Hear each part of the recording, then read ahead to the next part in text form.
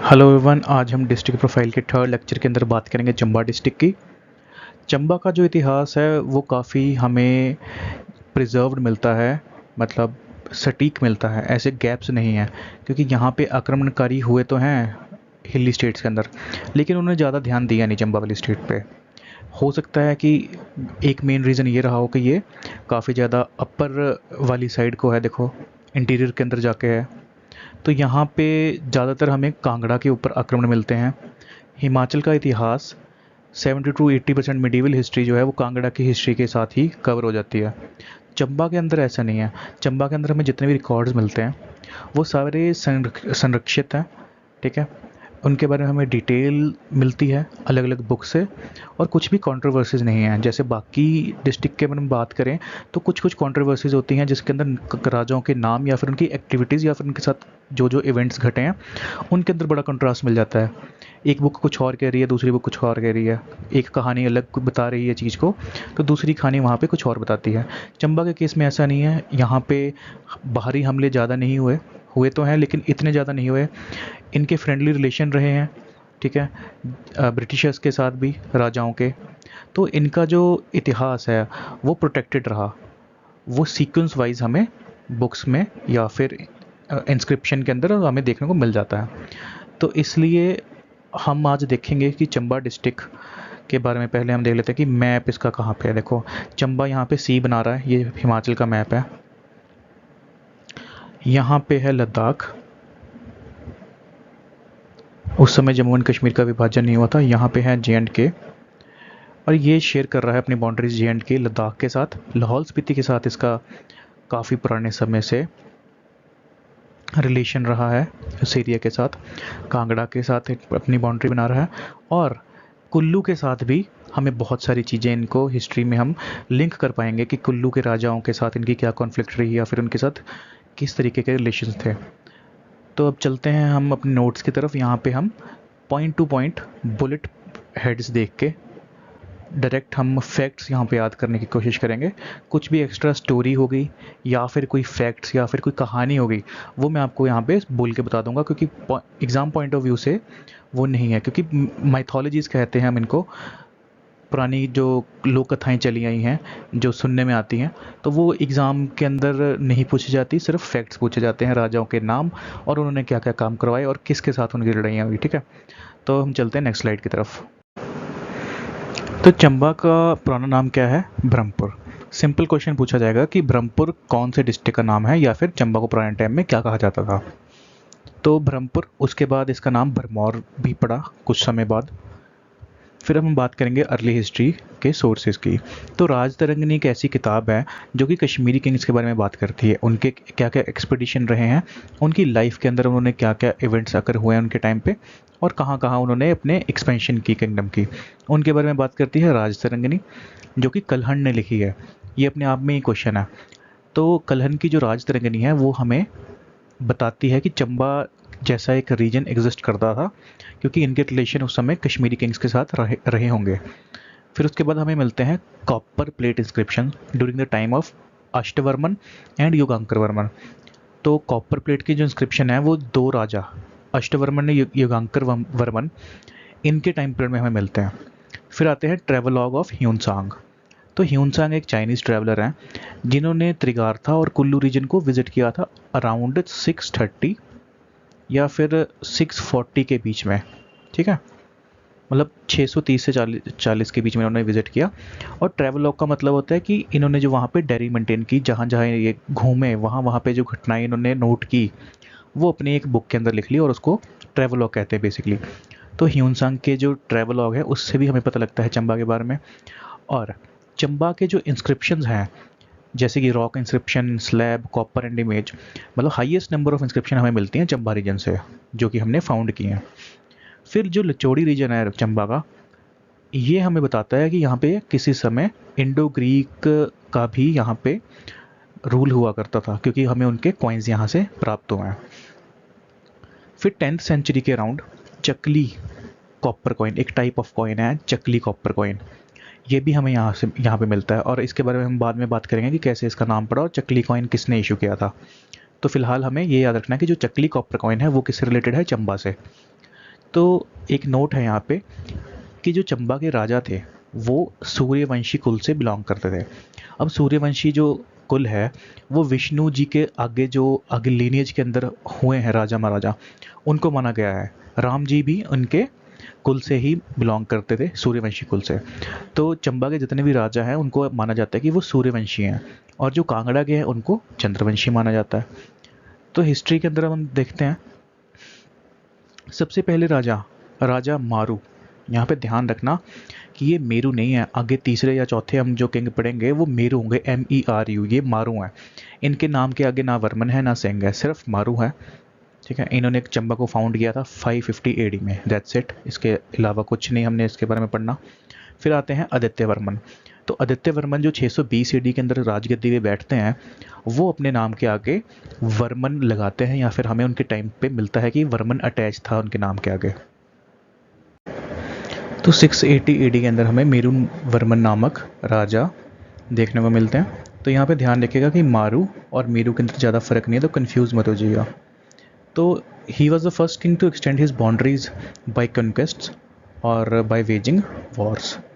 तो इन्होंने अपना जो साम्राज्य है उसका विस्तार किया, आसपास एक्सपीडिशन करके, लड़ाइयाँ करके, बैटल्स करके। तो अपने जो लैंड का एरिया है जितना भी, वो सब इन्होंने बढ़ाया। और इन्होंने एक बैटल लड़ी थी कुल्लू के राजा के साथ, जिनका नाम है दत्तेश्वर पाल, और इनको हरा दिया था और इनको बैटल में मार भी गिराया था।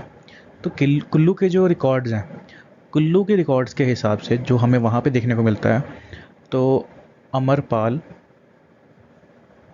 नामक राजा थे कुल्लू के, जिनको चंबा के राजा ने मारा था। तो यहाँ पे ये देखो कॉन्ट्रास्ट आ गया ना, ये दत्तेश्वर पाल कह रहे हैं कुल्लू के राजा, ये कह रहे हैं कि अमरपाल था।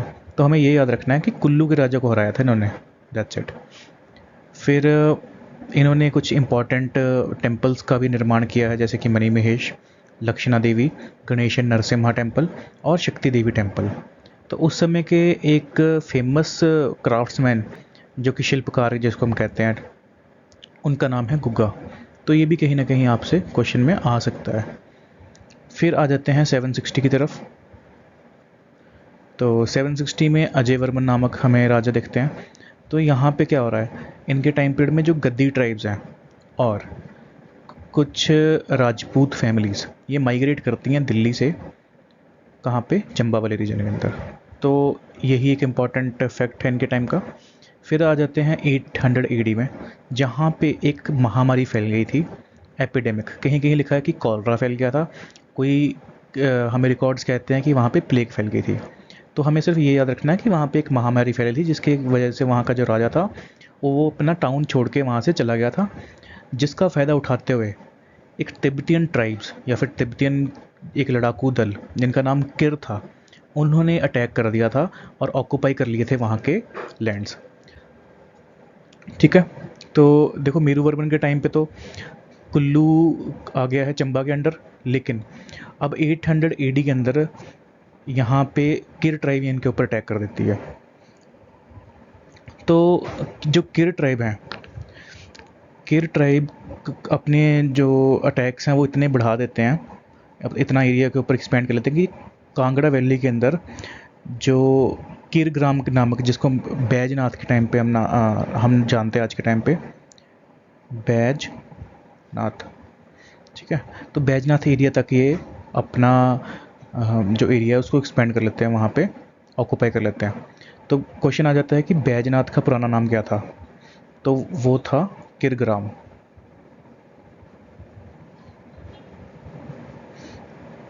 ये उसी के नाम से, उसी ट्राइब के नाम से रखा गया। देखो बैजनाथ में पुराना टाइम था किरग्राम, किसी टाइम पे बैजनाथ के ऊपर इन्होंने कब्जा किया होगा, तो इसलिए।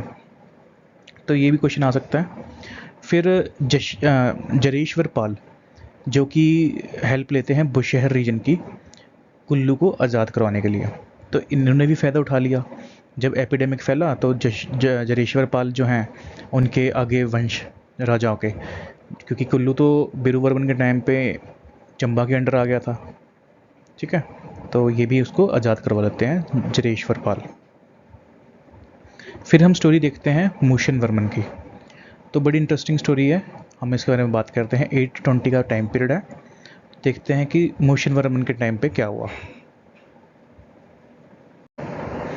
तो हमने देखा कि लक्ष्मी वर्मन के टाइम पे किर ट्राइब जो है उन्होंने कब्जा कर लिया लैंड पे, महामारी फैल चुकी है और लोग वहाँ से अपने घर छोड़ के जाने लग पड़े हैं। और वहाँ पे जरेश्वर पाल ने भी अपना जो कुल्लू है उसको आज़ाद करवा लिया है। तो एक तरीके से अनार्की फैल गई है वहाँ पे, कोई रूल ऑफ द लैंड नहीं बचता। ठीक है, सब अपनी मन मर्जी कर रहे हैं यहाँ पे। तो किर ट्राइब का वहाँ पे कब्जा हो चुका है। तो जो लक्ष्मी वर्मन है उस समय जब उनकी मृत्यु होती है, ठीक है, उसके बाद कहा जाता है कि उनका कोई बेटा नहीं था, लेकिन उनकी जो रानी थी वो उस समय प्रेग्नेंट थी। तो वो अपने ना जो रीजन है चंबा रीजन को छोड़ के वहाँ से चली जाती है, ताकि अब तो यहाँ पे कोई राजा रहा नहीं है कि मेरे बेटे को ये मार ना दे। तो एक सेफ पैसेज अपने पुरोहित, जो उनके टाइम पे वज़ीर और पुरोहित थे, उनके साथ कुछ टुकड़ी सैनिक लेके यहाँ से निकल जाते हैं। और फिर ये चलते चलते गरोह विलेज के पास पहुँचते हैं।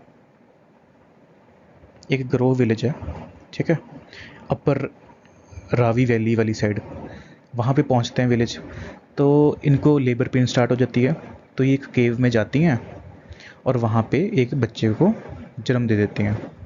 तो यहाँ पे बच्चा, यहाँ पे देखो, यहाँ से निकल रही है रानी, ये केव है और यहाँ पे ये बच्चे को जन्म देके फिर अब इनके मन में होता है कि हम आगे ट्रैवल करेंगे तो हम पे अटैक ना हो जाए, तो ये बच्चा सेफ रहे, क्योंकि यही वंश है जो आगे बढ़ाएगा चंबा के राजा का। तो ये उसको वहाँ पे छोड़ देते हैं। तो कुछ समय आगे जाने के बाद जब ये बात वज़ीर और उनके साथ जो पुरोहित चले होते हैं उनको पता लगती है, तो फिर वो कहते हैं कि ये तो गलत कर दिया आपने, उस केव के अंदर तो बड़ा ख़तरा हो सकता है उस बच्चे को। तो वो वापस जब उसको लेने जाते हैं तो वो क्या देखते हैं यहाँ पे कि इनके आसपास ना बहुत सारे चूहे इनको प्रोटेक्ट कर रहे हैं। अब देखो बच्चे की स्किन तो इतनी इतनी मतलब कोमल है, एक बच्चा तो इतना जिसको कहते हैं कि इतना सेंसिटिव है कि चूहे तो उसको खा लेंगे, काट लेंगे, लेकिन वो एक तरीके से उसको प्रोटेक्ट कर रहे थे। तो ये चमत्कार देखते हुए उनका नाम आगे जाके रख दिया जाता है मूशन वर्मन। मूशन संस्कृत वर्ड है किसका? चूहे का। तो फिर ये पनाह लेते हैं एक पंडित के घर, ठीक है जी। ये रानी और उसका बेटा, एक पंडित होता है, वो उनको पनाह दे देता है। जो बच्चा जो है जब 8 से 10 साल का होता है, तो इस समय पंडित को ना पता लग जाता है इसके पैर देखकर कि इसके नैन नक्श देख के कि ये जो तो एक राजघराने से बिलोंग करता होगा, कि इतने जो इसके चेहरे पे नूर है, या फिर इसके जो पाँव हैं, ठीक है, पाँव की रेखाएं देख के कि ये तो एक राजा का बेटा लगता है। तो उसको लगता है कि कुछ ना कुछ तो गड़बड़ है। तो वो यहाँ पे चला जाता है राजा ऑफ सुकेत के पास। सुकेत मतलब मंडी उस समय का। तो ये सुकेत के राजा के पास चला जाता है पंडित इस बच्चे को लेके, ठीक है, और वो उनको सारी कहानी बता देता है।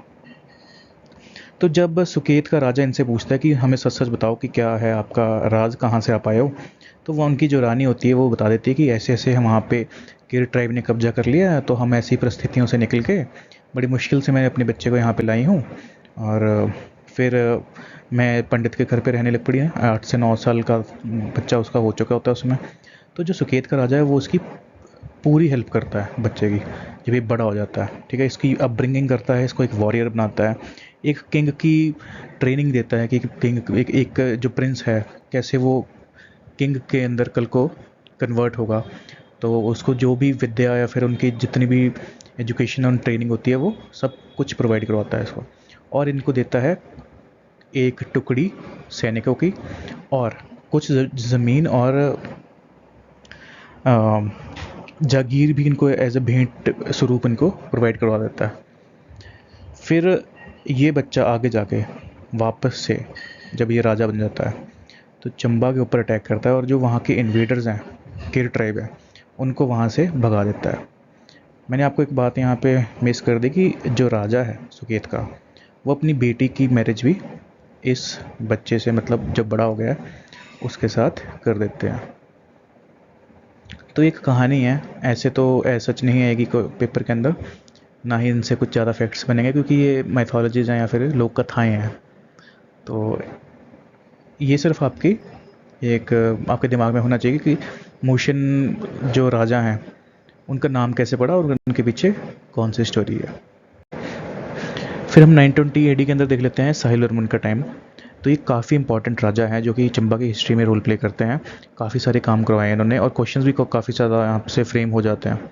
सबसे पहला इंपॉर्टेंट काम, ब्रह्मपुर टाउन था ना जो इनका, मतलब ब्रह्मपुर जो कैपिटल थी, उसको इन्होंने चेंज कर दिया कहाँ पे, चंबा टाउन के अंदर। तो अगर आपसे कोई पूछे कि चंबा टाउन का फाउंडर कौन है, ठीक है, तो वो है साहिल वर्मन। लेकिन Chamba as a whole princely state का फाउंडर कौन है, वो है राजा मारू। इन्होंने चकली कॉइन इशू किया था। चंबा का एक्सक्लूसिव एक चकली कॉइन था जो कि कॉपर कॉइन था, जिसकी वैल्यू थी 5 चकली कॉइन इक्वल्स टू 1 आना।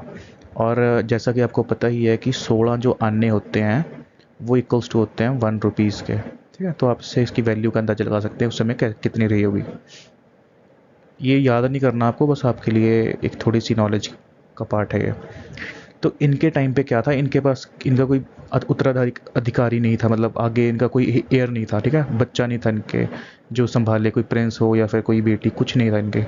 फिर उसके बाद 84 योगीज विजिट करते हैं इनके किंगडम में, ठीक है। तो उनका जो हेड योगी है, मतलब उनको जो लीड कर रहे हैं वो थे चरपटनाथ। ये काफ़ी इंपॉर्टेंट है, पूछ लिया जाता है कि चरपटनाथ जो थे वो किन के गुरु बन गए थे बाद में जाके। तो चरपटनाथ जो थे वो आते हैं इनके किंगडम में 84 योगीज के साथ और काफ़ी ज़्यादा अवभगत करते हैं। साहिल वर्मन इनकी बहुत अच्छे से हॉस्पिटैलिटी, ठीक है, देखभाल सब कुछ अच्छे से करते हैं। फिर उसके बाद उनसे खुश होकर ये इनको वरदान दे देते हैं कि आपके 10 बच्चे होंगे। और फिर आने वाले समय में साहिल वर्मन के 10 बच्चे और एक बेटी पैदा होते हैं, ठीक है।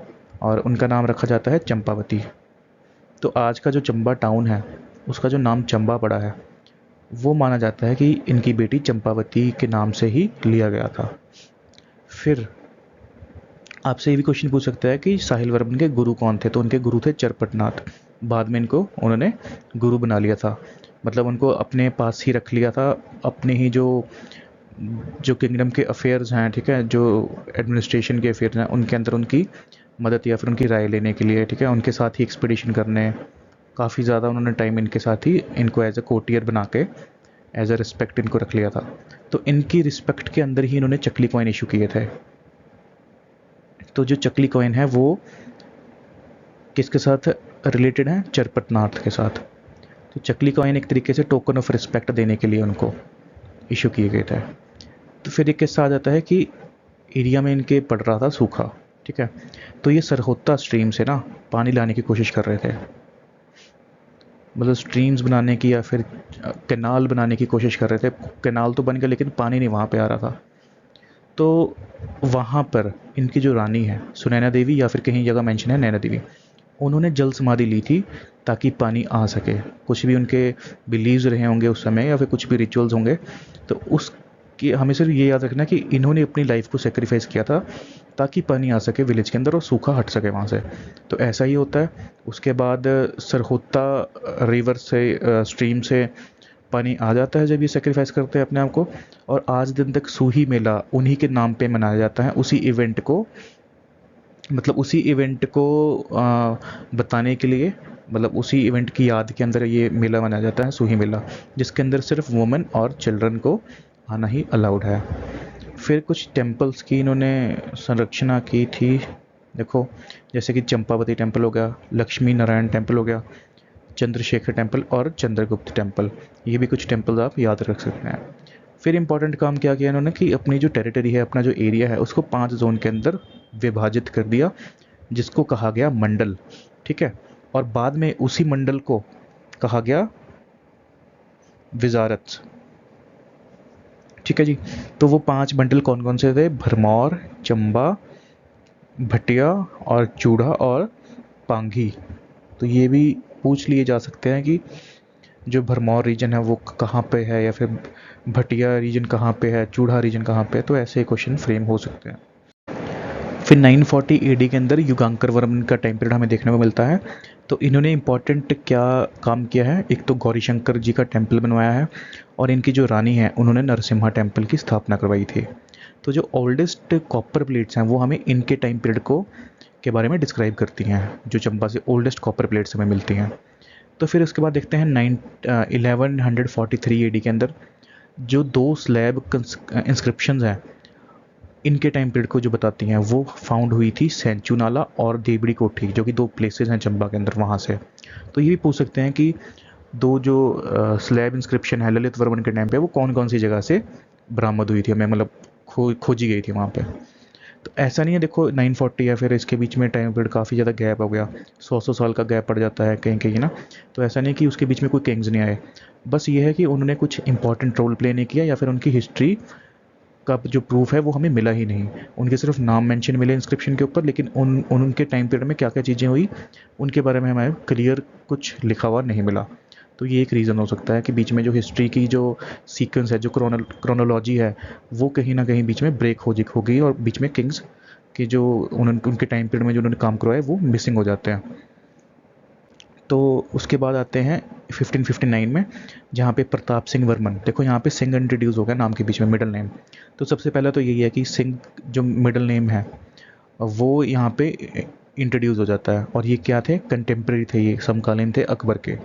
इन्होंने कांगड़ा के राजा को हराया था, और उनके भाई जो कि हैं विजय चंद, उनको मार गिराया था, और साथ ही साथ कांगड़ा की जो ऑफ शूट है, छोटी रियासत है कुलेर, उसको भी कैप्चर कर लिया था।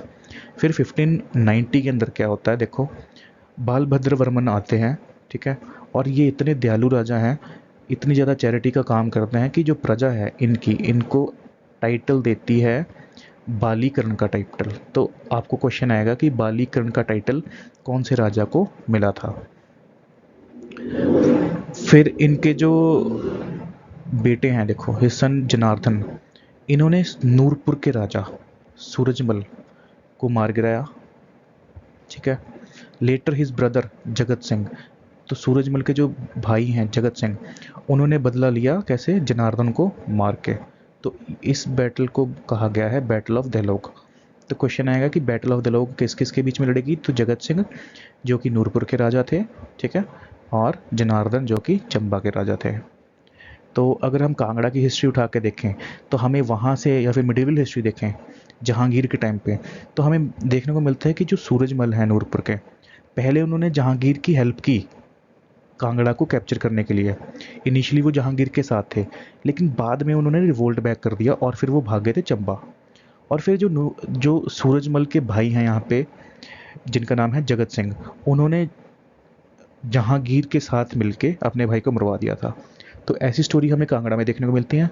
लेकिन यहाँ पे क्या देखने को मिल रहा है कि जो सूरजमल हैं उनको चंबा के राजा ने मरवाया, फिर उसके बाद जगत सिंह ने बदला लेने के लिए अपने भाई का, जनार्दन जो कि चंबा के राजा है, उनको वापस से मार दिया, ठीक है। फिर देखो यहाँ पे जो जनार्दन है, इनको मार दिया गया है जगत सिंह के द्वारा, जो कि नूरपुर के राजा हैं। नूरपुर मतलब जिसका पुराना नाम धमेरी था। तो चंबा उसके बाद नूरपुर के डायरेक्ट कंट्रोल के अंदर आ जाता है। तो ये भी हमें यहाँ पे ध्यान रखना है। तो चंबा तो 20 साल के लिए अब नूरपुर के पास आ चुका है, ठीक है, नूरपुर धमेरी। फिर जो पृथ्वी सिंह उसके बाद बनते हैं राजा, तो उस समय वो बच्चे होते हैं, तो उनको सुरक्षित रखने के लिए उनकी जो एक नर्स होती है बाटलू नामक, वो उनको एस्कॉर्ट करके, मतलब कि सुरक्षा के साथ मंडी वाली साइड ले जाती है। फिर मंडी की हेल्प से जब वो बड़े हो जाते हैं, तो मंडी की हेल्प प्लस गुलेर रियासत की हेल्प से वो चंबा पे काउंटर अटैक करते हैं, और अपना जो किंगडम उन्होंने लूज़ कर दिया होता है वो फिर से रीगेन कर लेते हैं। यहाँ पे आपको एक फैक्ट याद रखना है कि शाहजहां ने आइडल ऑफ रघुबीर जी की जो मूर्ति है वो पृथ्वी सिंह को भेंट स्वरूप प्रदान करवाई थी, मतलब उनको दी थी, गिफ्ट की थी। अब आप इसके अंदर ये मत देखिएगा कि क्यों दी थी या फिर इनके क्या रिलेशन है, क्योंकि ये बहुत लंबी स्टोरी बन जाएगी। जैसे कि यहाँ पे अगला आपको सिर्फ फैक्ट्स याद रखने हैं। जैसे छत्र सिंह के टाइम पे औरंगज़ेब ने ऑर्डर्स दिए कि टेम्पल्स को डिस्ट्रॉय कर दिया जाए, जितने भी चंबा के हैं। लेकिन छतर सिंह ने उल्टा किया उसके काम के। उसने कहा कि नहीं, कि जितने भी मंदिर हैं उनको और ज़्यादा सजा दिया जाए, उनकी जो बुर्जियाँ हैं, उनके जो डोम हैं, ठीक है, उनको गोल्ड के साथ प्लेट करवा दिया जाए। तो ये भी आपको यहाँ पे देखना है कि इनके क्यों रिलेशन बिगड़े। ऐसे बहुत लंबी कहानी बन जाएगी, आपको सिर्फ यहाँ पे फैक्ट्स याद रखने हैं। यही क्वेश्चन आएगा डायरेक्ट कि कौन सा ऐसा राजा था जिसने औरंगज़ेब के ऑर्डर्स के खिलाफ मंदिरों को ब्यूटीफाई करवा दिया था, तो वो था छतर सिंह। बस इतनी सी बात याद रखिए आप। फिर आ जाते हैं उमेद सिंह। इन्होंने सबसे इम्पॉर्टेंट रंग महल ऑफ चंबा का निर्माण करवाया, और नाडा महल का, और देवरी कोठी का भी। फिर कहा जाता है कि इनके टाइम पे जो सती प्रैक्टिस थी वो अबॉलिश कर दी गई थी। मतलब ऐसा सच इन्होंने ऑर्डर्स नहीं दिए थे सती प्रैक्टिस को अबॉलिश करने के लिए, लेकिन ये बोला था कि जब मेरी मृत्यु होगी, मेरा फ्यूनरल होगा, तो उस समय मेरी कोई भी रानी सती परफॉर्म नहीं करेगी। तो एक तरीके से जो राजा कर रहा है लाइव एग्जाम्पल, वही तो प्रजा में एग्जाम्पल फैलेगा ना। तो एक तरीके से इन्होंने सपोर्ट किया था कि जो सती प्रैक्टिस है उसको अबॉलिश कर दिया जाना चाहिए, खुद एज ए एग्जाम्पल सेट करके। फिर देखते हैं राज सिंह 1764 एडी के अंदर। तो इनको संसार चंद द्वारा इनकी मृत्यु हो जाती है, इनको मारा गिराया जाता है। तो उस इवेंट को, ठीक है, याद करते हुए आज भी नेरेटिव फेयर कांगड़ा में मनाया जाता है।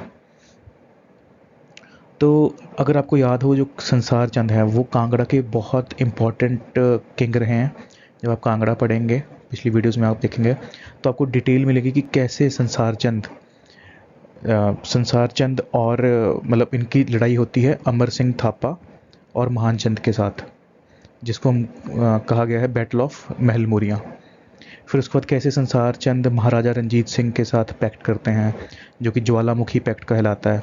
और फिर कैसे जो फोर्ट है कांगड़ा का और 66 विलेजेस है वो महाराजा रंजीत सिंह के पास चले जाते हैं।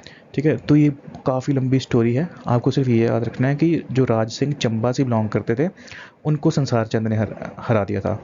और जो मंडी के ईश्वरी सेन हैं, जब वो 12 साल के थे, मतलब जब वो इन्फेंट थे, तो उनको 12 साल के लिए बंदी बना के रखा। तो ये फैक्ट्स हैं कुछ।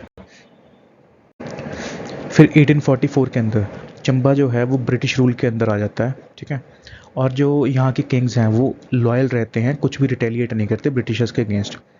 फिर जो 1857 में फर्स्ट वॉर ऑफ इंडिपेंडेंस हुआ था, ठीक है, जिसको स्पॉय म्यूटिनी भी कहते हैं, तो उसके अंदर जो श्री सिंह हैं उन्होंने ट्रूप्स भेजे थे डलहौजी, ब्रिटिशर्स की हेल्प करने के लिए। एक तरीके से ब्रिटिश के ये फ्रेंडली थे, मतलब उनका साथ दे रहे हैं। इंडियंस का साथ नहीं दे रहे, जो रेवोल्यूशनरीज हैं उनका साथ नहीं दे रहे, ब्रिटिशर्स का साथ दे रहे हैं। And he was rewarded with sanads. Sanads मतलब टेरिटरीज, जहाँ पे इनका एक्सक्लूसिव कंट्रोल होगा। ठीक है, तो इसके साथ इनको ब्रिटिशर्स ने फिर एज अ रिवॉर्ड सनद्स प्रोवाइड करवाई थी।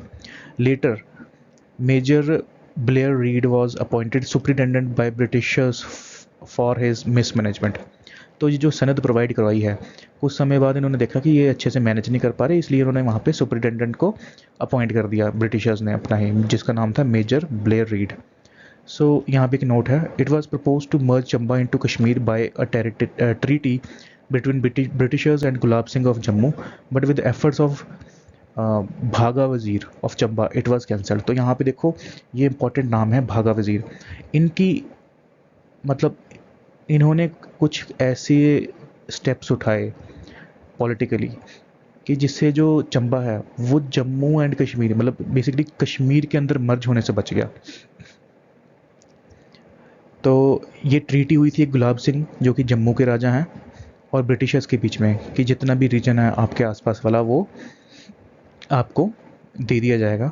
तो उसके अंदर कश्मीर के अंदर मतलब चंबा को भी मर्ज कर रहे थे, लेकिन भागा वज़ीर हैं जो, वो एक इम्पॉर्टेंट यहाँ पे पर्सनैलिटी निकल के आते हैं जो कि इस चीज़ को होने से बचा लेते हैं। तो आपको यहाँ पे याद रखना है कि जो भागा वज़ीर हैं वो चंबा को मर्ज होने से बचा लेते हैं कश्मीर के अंदर। फिर गोपाल सिंह 1870 AD के अंदर, इनके टाइम पे लॉर्ड मायो ने विज़िट किया था चंबा, ये भी एक इम्पॉर्टेंट फैक्ट है।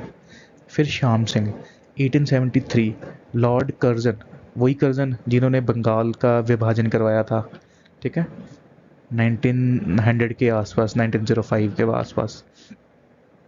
फिर कर्नल रीड हॉस्पिटल यहाँ पे ओपन हो गया इनके टाइम पे। शीतला ब्रिज बना दिया गया रावी नदी पे। और इन्होंने दिल्ली दरबार अटेंड किया था 1877 के अंदर। ठीक है, 3 दिल्ली दरबार हुए हैं, उसमें से एक दिल्ली दरबार जो कि 1877 के अंदर हुआ, वो इन्होंने विज़िट किया था। फिर 1904 के अंदर भूरी सिंह राजगद्दी पे बैठते हैं, और इनके नाम पे तो सबसे इम्पॉर्टेंट और पॉपुलर भूरी सिंह म्यूज़ियम भी बना है, जो कि 1908 के अंदर इनाग्रेट हुआ था। इनको टाइटल मिलता है ब्रिटिशर्स के द्वारा नाइटहुड का, मोस्ट इम्पॉर्टेंट, क्योंकि इन्होंने ब्रिटिशर्स की हेल्प की थी वर्ल्ड वॉर 1 के अंदर सप्लाईज़ या फिर किसी भी तरीके से उनकी फाइनेंशियल हेल्प कर कर। तो ये वही नाइटहुड का टाइटल है जो रविंद्रनाथ टैगोर जी को मिला था 1919 के अंदर, जब जलियांवाला बाग मैसेकर हुआ था तो उन्होंने उसको वापस कर दिया था। तो ये भी एक किस्सा है। इन्होंने पावर हाउस बनवाया रिवर साल के ऊपर 1910 के अंदर, जिसकी वजह से इलेक्ट्रीफाइड हो गया सारा विलेज, मतलब वहाँ पे बिजली पहुँच गई। फिर लास्ट राजा जो है चंबा के वो है राजा लक्ष्मण सिंह 1935।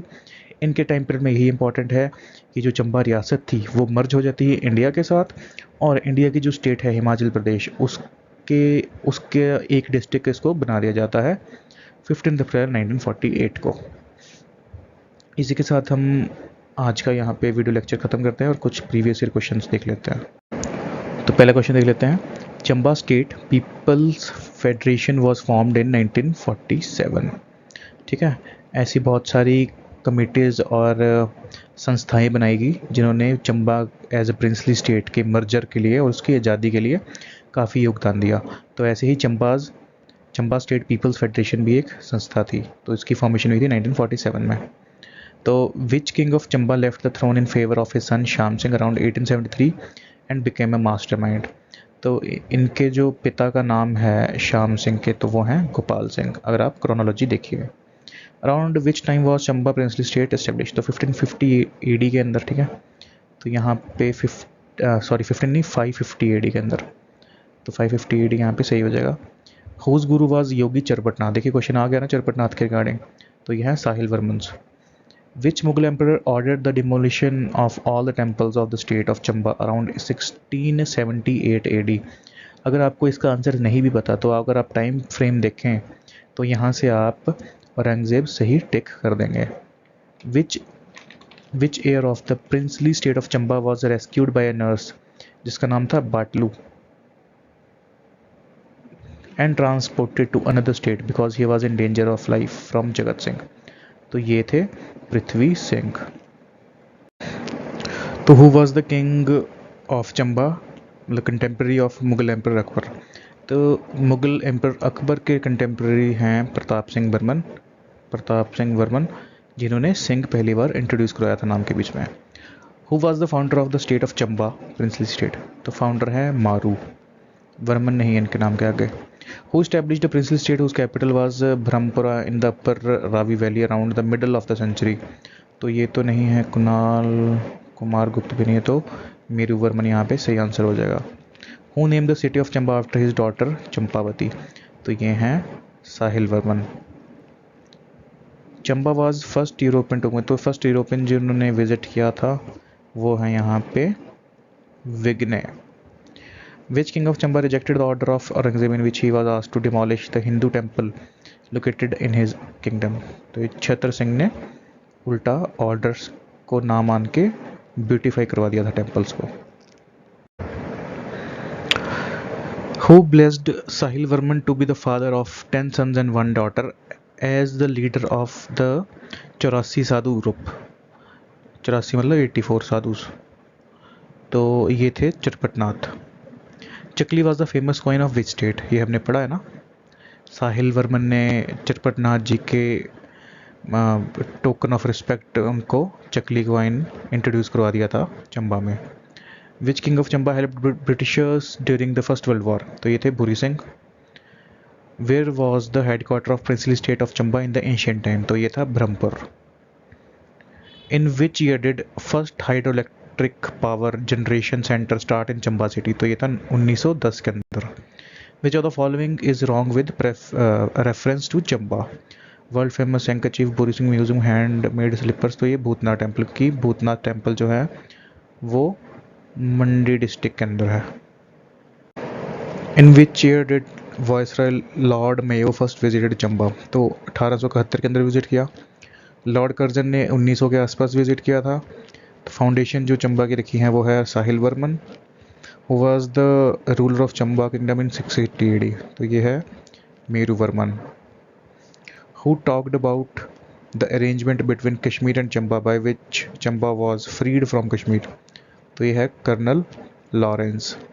विच king of Chamba first adopted the surname Varman, तो ये सही आंसर हो जाएगा आदित्य वर्मन।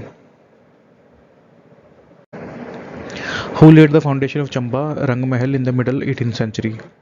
तो इसका सही आंसर हो जाएगा उमेद सिंह। ठीक है जी। Who was the last king of the state of Chamba? तो ये हमने पढ़ा था Lakshman Singh. Which king of Chamba, ये 1935 के अंदर। Which king of Chamba killed king Datteshwar Pal of Kullu in battle? तो मेरुवर्मन ने इनको मार दिया था। देवरी कोठी एंड स्टैचू नाला पत्थर लेख are related to reign of which king? तो यह है ललित वर्मन। पत्थर लेख मतलब stone inscription found near Loh Tikri Chura region that is in Chamba belongs to which king? तो ये हो जाएगा Jasata Varman. Which king of Chamba build the place named Nada? तो नाडा महल की स्थापना किसने की थी? ये की थी उमेद सिंह ने। तो कौन से राजा ने Singh word as middle name use किया था? तो वह थे Pratap Singh Varman. Which queen sacrificed water to supply water to Chamba city? तो ये हैं नैना देवी या फिर Sunaina Devi. Who was the king of Chamba at the time of invasion of Tibetan? जब किर ट्राइब ने हमला कर दिया था तो थे Lakshmi Varman. The last time sati was practice in Chamba was in 1844 AD when the king, इनका नाम था Charhat Singh. The total area of Chamba district is 6528 square kilometre which is about 11.72% of the total area of Himachal Pradesh.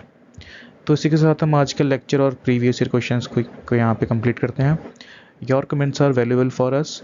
Do let us know what changes we should make in our further videos. ठीक है, कोई भी changes अगर आप चाहते हैं या फिर आपको कुछ क्वेश्चन पूछने हैं तो आप कमेंट बॉक्स के अंदर हमें पिन कर सकते हैं कमेंट्स अपने। तब तक के लिए thank you, take care, bye bye.